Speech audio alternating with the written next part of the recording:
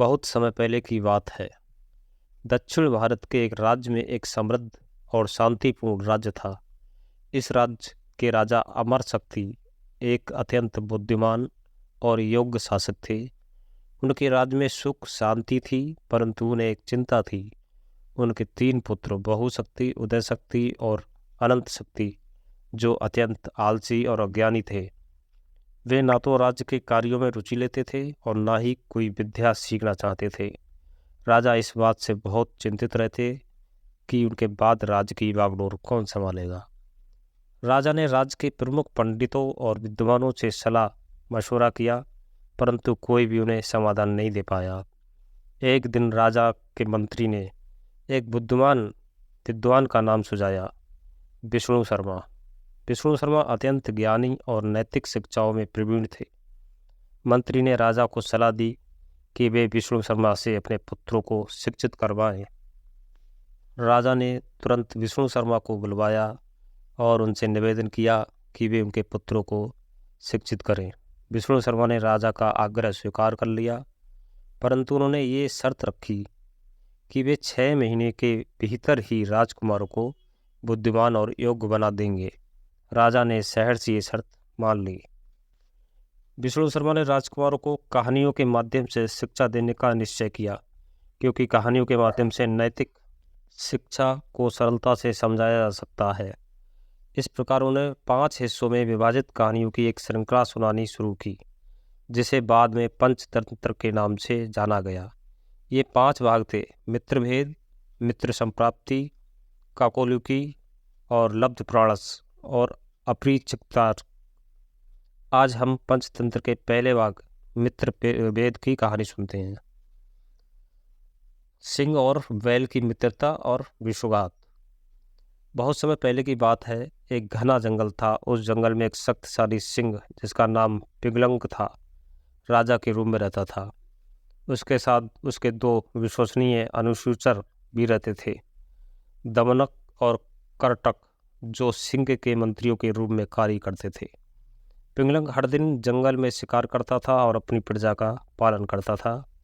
एक दिन सिंह पानी पीने के लिए नदी के किनारे गया। जैसे ही वह नदी के पास पहुंचा, उसे बहुत जोर की आवाज़ सुनाई दी।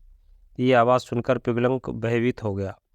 उसने सोचा कि ये कोई बड़ा और भयंकर प्राणी है, जो उससे भी अधिक शक्तिशाली हो सकता है। इस डर से वह नदी किनारे से बिना पानी पिए ही लौट आए और अपनी गुफा में बैठ गया। पिंगलंक की इस अजीब हरकत को देखकर उसके मंत्री दमनक और करटक चिंतित हो गए। उन्होंने सोचा कि ऐसा क्या हो गया कि हमारा राजा, जो इतना साहसी और शक्तिशाली है, आज इस प्रकार भयभीत हो गया। दमनक ने करटक से कहा, हमें राजा से बात करनी चाहिए और पता करना चाहिए कि ये क्या समस्या है। दमनक पिंगलंक के पास गया और विनम्रता से पूछा, हे महाराज, आज आपने पानी क्यों नहीं पिया? क्या कोई समस्या है? पिंगलंक ने दमनक को उस अजीब आवाज़ के बारे में बताया और कहा, मैंने ऐसी भयंकर आवाज़ सुनी है जिससे मुझे लगा कि जंगल में मुझसे भी अधिक शक्तिशाली कोई प्राणी है। मैं उससे भयभीत हूँ। दमनक एक चालाक मंत्री था। उसने पिंगलंक से कहा, हे महाराज, चिंता मत कीजिए, मैं इस प्राणी का पता लगाता हूँ और आपकी सुरक्षा सुनिश्चित करता हूँ। दमनक ने उस आवाज़ का स्रोत खोजने का निश्चय किया। जब वह नदी के पास गया तो उसने देखा कि वह आवाज़ किसी भयंकर प्राणी की नहीं थी, बल्कि वह एक बैल, जिसका नाम संजीवक था, के डकराने की आवाज़ थी। संजीवक एक गुमराह बैल था, जो जंगल में भटकते हुए यहाँ आ गया था और अब वहीं रह रहा था। दमनक ने सोचा कि वह इस अवसर का लाभ उठा सकता है। वह संजीवक के पास गया और उससे कहा, तुम्हें इस जंगल में रहने के लिए मेरी मदद की आवश्यकता होगी। मैं तुम्हें जंगल के राजा पिंगलक से मिलवा सकता हूँ। वह बहुत शक्तिशाली है और यदि तुम उनके मित्र बन जाओगे तो तुम्हें इस जंगल में कोई हानि नहीं होगी। संजीवक ने दमनक की बात मानी और पिंगलक से मिलने के लिए तैयार हो गया।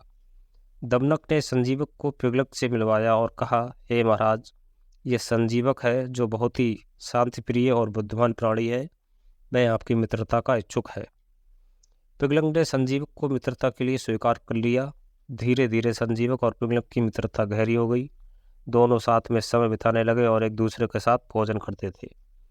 पिंगलक अब संजीवक के साथ इतना घुल मिल गया कि उसने दमनक और कर्टक की सलाह लेना भी छोड़ दिया। दमनक और कर्टक को ये बिल्कुल पसंद नहीं आया कि पिगलक की अब संजीवक से साथ अधिक समय बिता रहा था और उनकी उपेक्षा कर रहा था।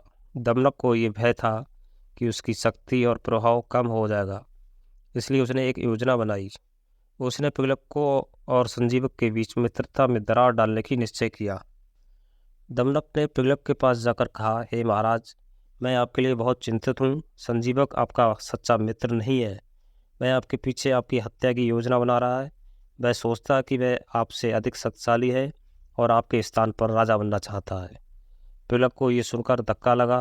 वह संजीवक को अपना सच्चा मित्र मानता था, परंतु दमनक की बातों ने उसके मन में संजीवक के प्रति संदेह उत्पन्न कर दिया। उसने संजीवक से मिलकर बात करने का निश्चय किया, परंतु दमनक ने उसे समझाया कि ऐसा करना खतरनाक हो सकता है। दमनक अब संजीवक के पास गया और उसे भी भड़काने लगा। उसने कहा, संजीवक, पिगलक अब तुम्हें खुश नहीं है। वह तुम्हें मारने की योजना बना रहा है क्योंकि उसे लगता है कि तुम उसकी शक्ति को चुनौती दे सकते हो। तुम्हें उसके पहले ही हमला कर देना चाहिए, नहीं तो वह तुम्हें मार डालेगा। संजीवक को ये सुनकर बहुत धक्का लगा। उसे पिगलक से ऐसी उम्मीद नहीं थी। दोनों ओर से संदेह और गलतफहमियां बढ़ती गईं और अंत में पिगलक और संजीवक के बीच युद्ध हुआ। दोनों ने एक दूसरे पर हमला किया और बड़ी लड़ाई छिड़ गई। अंत में पिगलक ने संजीवक को मार डाला। जब वह शांत हुआ तो उसे अपनी गलती का एहसास हुआ। उसे समझ में आ गया कि वह दमनक के झूठ और धोखे में आकर अपने सच्चे मित्र को खो चुका है। उसे बहुत ही पछतावा हुआ, परंतु अब कुछ भी ठीक नहीं हो सकता था। इस प्रकार दमनक की चाल से पिगलक और संजीवक की मित्रता नष्ट हो गई और मित्रभेद की यह कहानी हमें सिखाती है कि कैसे गलतफहमियां और धोखा किसी भी मजबूत संबंध को समाप्त कर सकते हैं। मित्रभेद की इस कहानी में से हमें ये सीखने को मिलता है कि हमें अपने मित्रों पर भरोसा रखना चाहिए और किसी के कहने से उनके प्रति संदेह नहीं करना चाहिए।